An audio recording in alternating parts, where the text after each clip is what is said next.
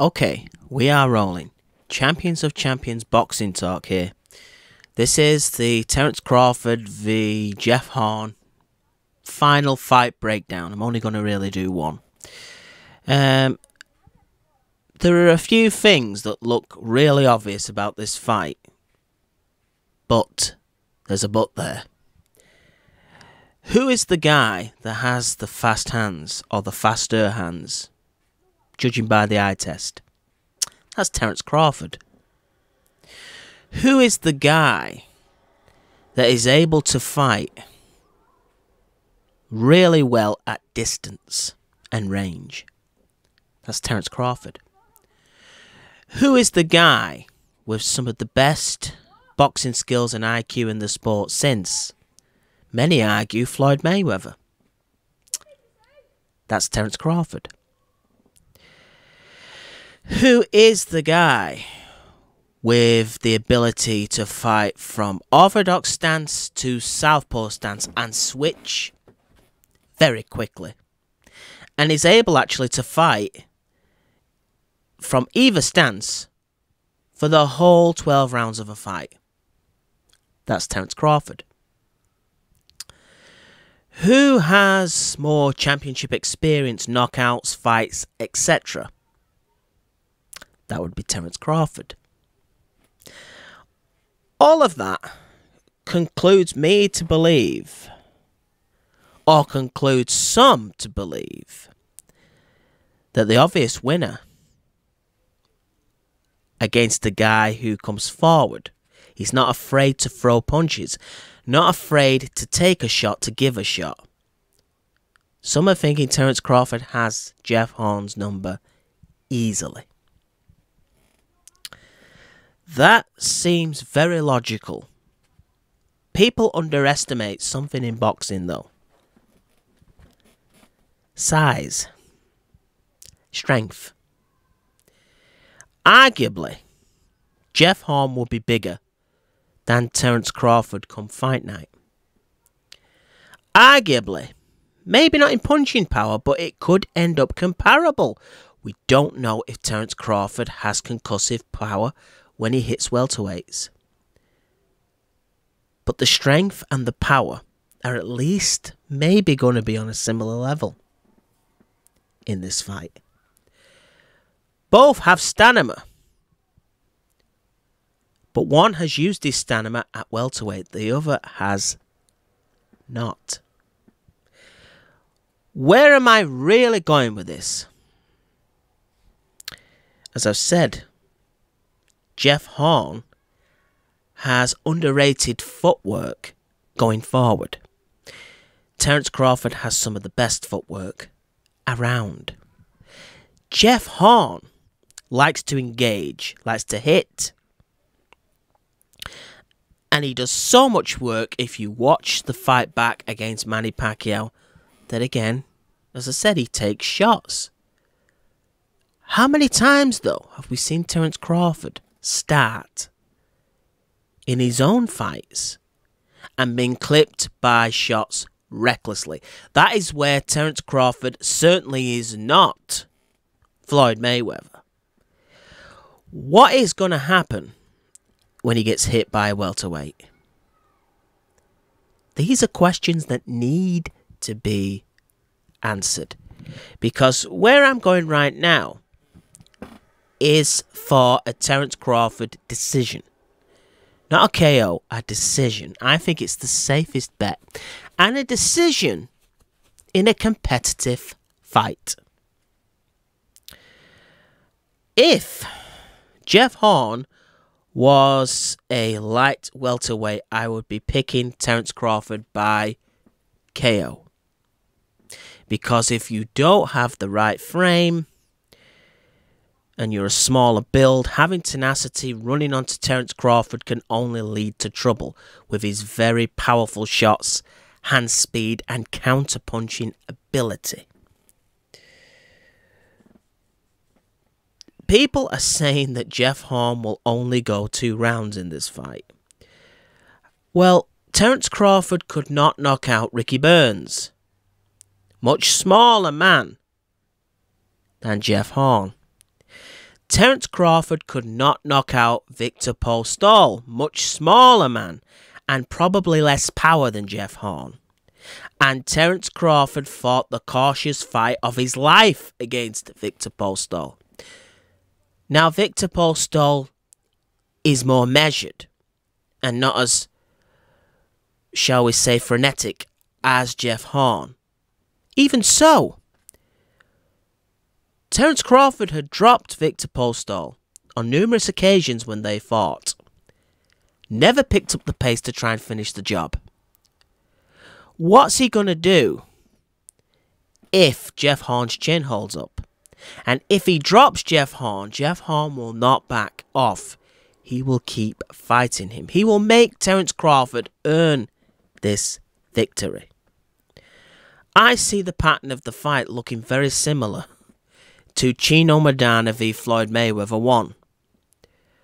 I see Jeff Horn actually as a slightly better boxer than Chino Maidana. Chino Maidana is much more predictable in my book.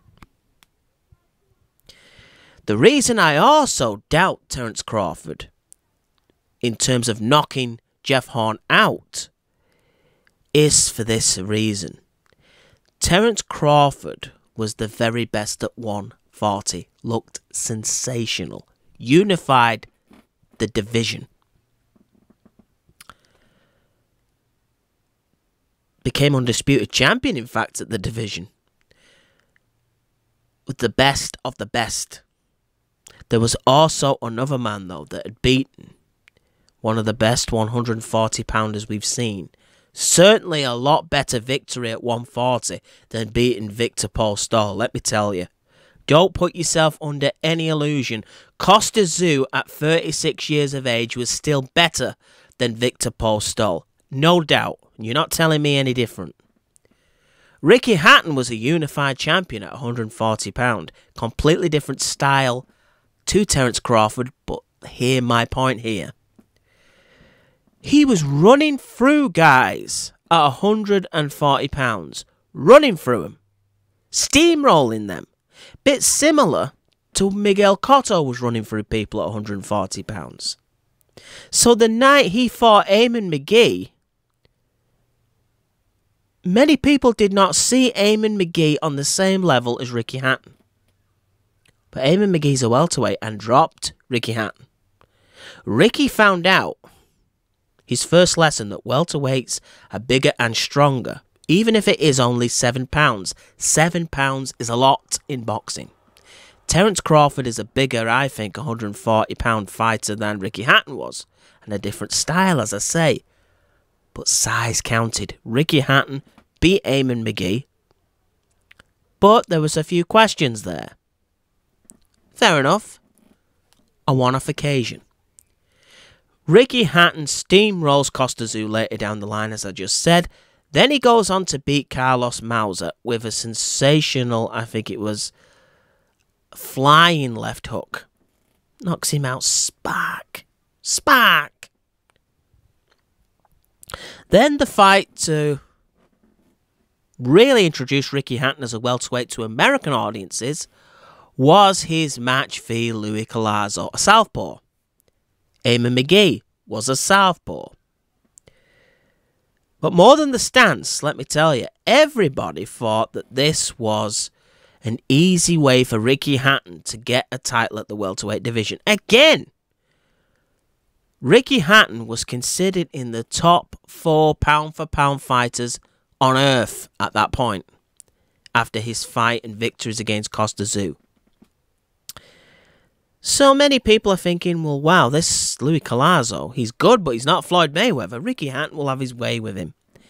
And so it looked early when Ricky Hatton dropped Louis Collazo. Then Ricky found out that even though Louis Collazo is nowhere near the legend pound for pound that Costa Tszyu is, he's a bigger, stronger man. Even though for his size he doesn't punch as hard as Costa Tszyu does, he's a bigger, stronger man. And he was hurting Ricky Hatton. He took Ricky Hatton to war. Ricky Hatton escaped narrowly with a win. The knockdown was possibly the difference. Some people argue that that fight could have even been even. I personally felt Ricky had edged it, but it was cause for concern. Then he fights Floyd Mayweather. And Ricky makes a good start, in my opinion.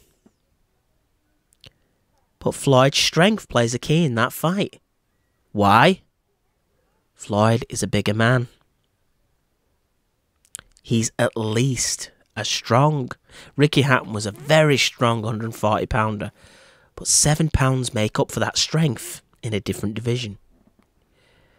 So Ricky Hatton ends his career with 3 defeats.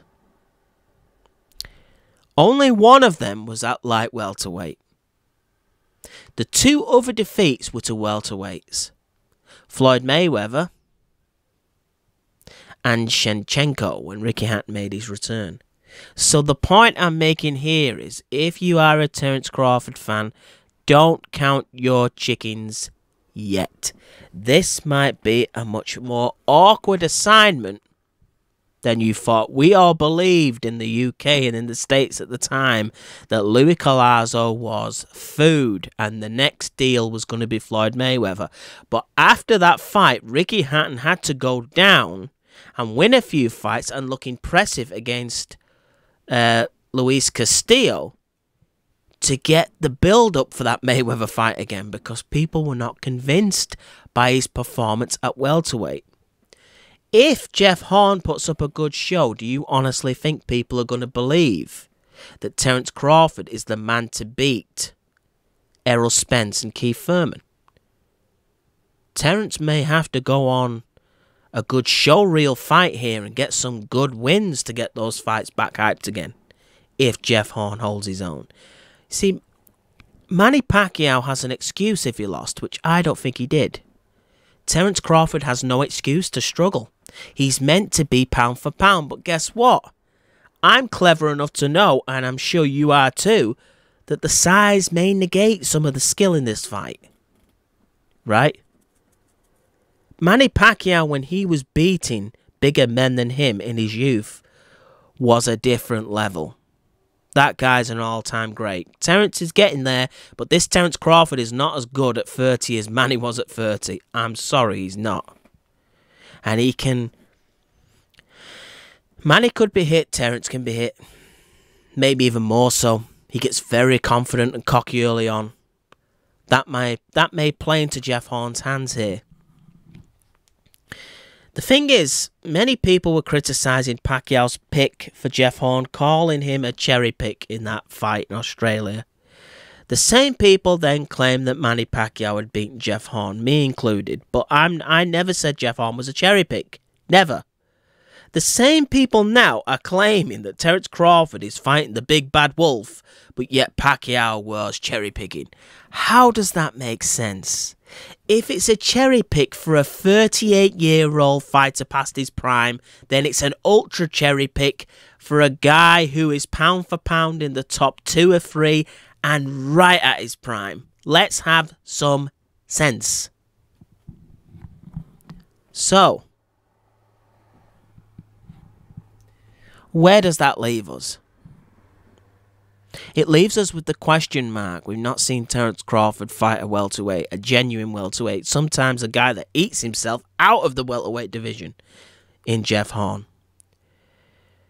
We've seen guys with weaker chins survive against Jeff Horn, I think, or I should say survive against Terence Crawford than Jeff Horn. And yet these folks are leading me to believe that Jeff Horn will be gone in 2 rounds. It sounds like the same stuff. Shout out to Hatman Boxing. It sounds like the same people that come out and said Anthony Joshua would only go 1 round with Mike Tyson when, you know, countless journeymen had gone more than 1 round with Mike Tyson. Jeff Horn, I don't think he's going anywhere in the early exchanges. If Terence Crawford is to win this, which he's got the skill to do, he's going to have to do it the hard way. I think the fight will be rough early for Terence Crawford, because I think that's when Jeff Horn will be at his freshest. Here's the thing, he will be able, when Terence Crawford comes in, Jeff Horn generally throws whether he's prepared to hit the target or not. That automatically puts the other guy on defense. But the thing with Jeff Horn, when he throws, his feet move him out of range before you can answer. And he's a very dirty fighter. He will try those tactics. He may not get away with it because he's on American soil, but he will try to rough Terence Crawford up, try to make him feel the weight and strength of a true welterweight. I see it being rough, but I see Terence Crawford's champion heart coming together and him figuring Jeff Horn out. But I see Terence Crawford's power causing trouble with, shall we say, volume as the fight goes on. But I don't see him being this massive one-punch knockout artist that we've seen at 140 pounds. I see Jeff Horn's chin taking a few shots in this fight. And I see him, again, giving Crawford all he can handle. I see an 8-4 victory for Terence Crawford. That's what I see. If Jeff Horn is stopped by Terence Crawford, I will give Terence Crawford credit for it. Because, as I said, if it was a cherry pick for Pacquiao, it's a cherry pick for Crawford. But I'm saying it isn't really a cherry pick for either guy. If Terence Crawford knocks Jeff Horn out, who's a solid, rugged guy, and has underrated skills and speed, and he throws punches galore, and he's confident, I will give Terence Crawford the credit. But as the fight wears on, the moment Jeff Horn cannot sustain his attacks and there's any space between the two, Terence will pick him off. He will pick him off with sharp power punches and switching. And when he switches, Jeff Horn will be open to be hit on the right and left side clean, because he won't know what Terence Crawford is going to do next. It will be the element of surprise. But early on, Crawford has a tendency to be a little bit predictable. In other words, he comes for war. The first 3 rounds in the Lundy fight, Hank Lundy, watch that. Terence Crawford gets hit with shots that, you're thinking, what are you doing? You've got all the ability on this guy. Just use it. He can't touch you. You have a better defense. You have better concentration. You have a better jab. You have better speed, power, the works, footwork, angles. Use it. Terence Crawford cannot afford to go in this fight thinking that Jeff Horn is just a man that beat up a has-been or an old fighter. Because Jeff Horn has worn fighters down and knocked them out himself. So he needs to think on. So that's where I'm heading. I'm heading for a Terence Crawford decision. But the first 4 rounds I'm thinking are going to be even. I'm actually thinking Jeff Horn may take the first 2. And then Crawford begins to solve the puzzle. And he might nick a few late on Jeff Horn in a last-ditch effort to try and claw it back. And that's when Crawford, I think, may badly hurt him. But Jeff Horn will have the will to survive. And if it is like the Pacquiao fight, which it won't because Terence Crawford is a different style, but in terms of, shall we say, the pattern, or say Jeff Horn gets the same amount of success against Terence Crawford that he got against Pacquiao, Jeff Horn will lose. The simple reason? He's not in Australia. So, a fight that was considered to be won by Manny Pacquiao, if it's like that, Crawford will win. But Crawford will take some flack if this is close. But The flack will come from people that are not taking into account that size and strength as you go up in weight means something. Otherwise, that would have meant that Manny Pacquiao in his prime could have gone up all the way to heavyweight and beaten Klitschko. Considered the better fighter in the all-time great records. But he couldn't beat Klitschko at heavyweight. Why? Because there are even limits for the best of them in terms of size and strength. Let's not be silly billies. Right? Size does matter. You know, Mr. Miyagi could not beat Godzilla. He's more skilled in karate, but Godzilla would just crush him like a bug. Right? A spider has more legs than I do. It wouldn't beat me in a one-on-one contest, though, would it? See, there you go. Right? So, the home advantage won't be with Terence Crawford. Well, it will be with Terence Crawford, sorry. It won't be with Jeff Horn. Jeff Horn has to look emphatic. I think he may even have to stop Terence Crawford. It's plausible. He's got the power to do it. He's taken punches again. Sorry. He's taken punches. Just had a sneeze there. Jeff Horn took punches from Randall Bailey, who hits as hard as Terence Crawford, if not harder. Even an old man still has his punch, but Jeff Horn was able to recuperate. So, Jeff Horn has to, as I said, I think he has to stop Terence Crawford. I don't think he'll do it. I think he'll be outboxed. I think the speed of Terence Crawford will start to play a major key, unless the 7 pounds extra weighs him down a little bit. Terence Crawford needs all his facilities in this fight. Because Jeff Horn attacks you up close on the ropes and likes to fire shots to the body and sometimes throws a jab that he has no intentions of landing, but it gets him into range so he can close the space. But because he does that, it will be very interesting to see if Terence Crawford is struggling with Jeff Horn against the ropes inside. That will tell you maybe what will happen with a Terence Crawford-Errol Spence fight. But I'm predicting that Terence Crawford has his problems with there, but adjusts and wins a decision because of that boxing IQ and everything else he has with it.